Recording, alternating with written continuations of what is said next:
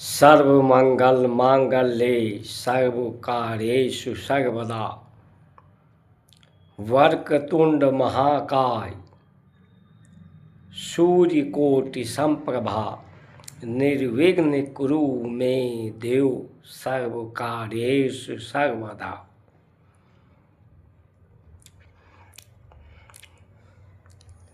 सभी के मंगल इसमें है,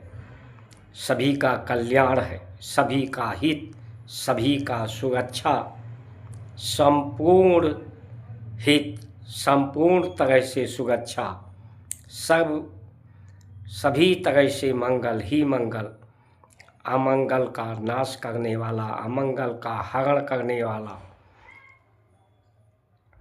जीवन के बाधा को निर्विघ्न करने वाला जो ये मंत्र है, गणेश मंत्र, बुद्धि सद्बुद्धि का विधान, सत्य का विधान, भारत की संस्कार संस्कृति, जो सुखद परिणाम, समानता का परिणाम, सम्मानजनक जीवन, सुरक्षित जीवन, बीमारी से सुरक्षा, अवसाद विकार से सुरक्षा, प्रकृति के जो प्रभाव हैं, दोष हैं, विकार हैं, उन्हें शुद्ध करके उनका प्रयोजन में लाया जाए, सभी को एकता पैदा की जाए, समरसता पैदा की जाए, अनेकता में एकता हो, समृद्धि हो, क्योंकि एक से ही अनेक सृष्टि है, एक ही अवस्था से विभिन्न तरह की अवस्थाएं, लेकिन व्यवस्थाएं एक हों, अवस्थाएं अलग भिन्न होकर भी व्यवस्थाओं में अंतर ना हो।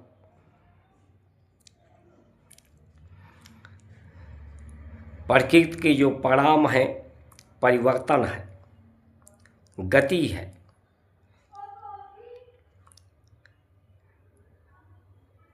स्थान में अंतर है, स्थिति में अंतर है, परिवर्तन के कारण, इसलिए परिणाम में भी अंतर होता है। प्रकृति का परिणाम में अंतर, लोगों के रूप रंग, कद काठी,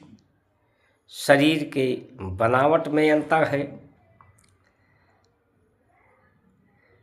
हाथ के लिखावट, अंगूठे के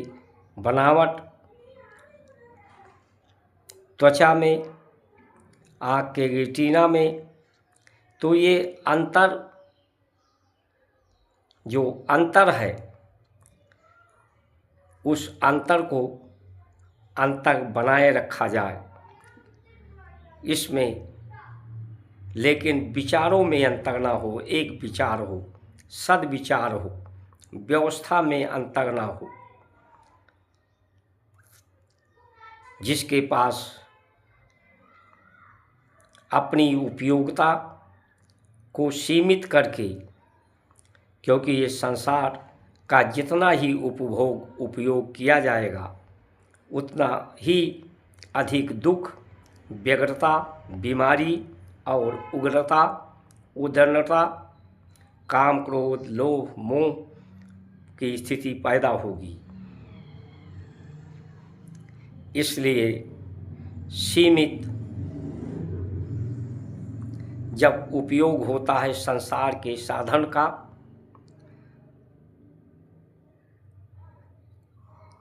तो इस शरीर की शक्ति, आयु बढ़ती है,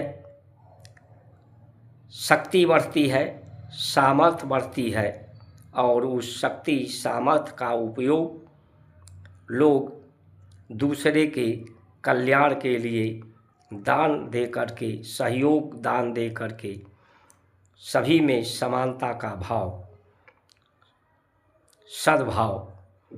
लेकिन ये दुखद रहा है। कोई व्यक्ति नहीं,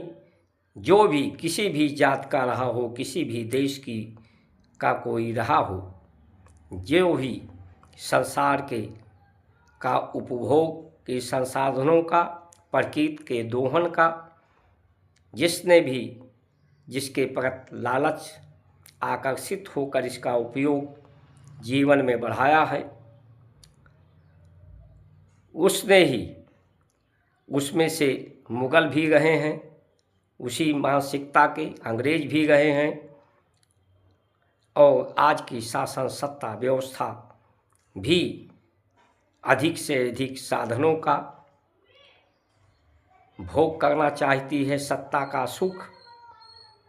और अपनी प्रतिष्ठा का जय जयकार कराना चाहती है। तो जो सुखद स्थिति है सत्य सनातन परंपराओं की, ब्रह्म की अवस्था की, ब्रह्म की स्थिति का, जिसे ब्राह्मण के द्वारा संज्ञान में लाया जाता है, ब्रह्म विद्या ब्रह्म ज्ञान के द्वारा, क्योंकि वो ज्ञान के रूप में है, शक्ति के रूप में है, शांति के रूप में है। तो ब्राह्मण का विरोध, सवर्ण का विरोध, जो अधिक से अधिक भोगी लोग थे उन्होंने ही इसका विरोध किया, और सुखद स्थिति का विरोध करके दुखद स्थिति को अपना करके सुख की स्थिति पैदा नहीं की जा सकती। जो समानता और सम्मान की स्थिति का विरोध करके समानता और सम्मान की स्थिति नहीं पैदा हो सकती है। ये एक तरह से पागलपन ही है। संसार की भोग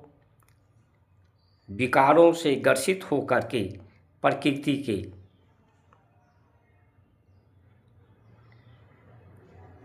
क्योंकि आज सनातन संस्कृति का सम्मान और सत्य विधान की स्वीकारता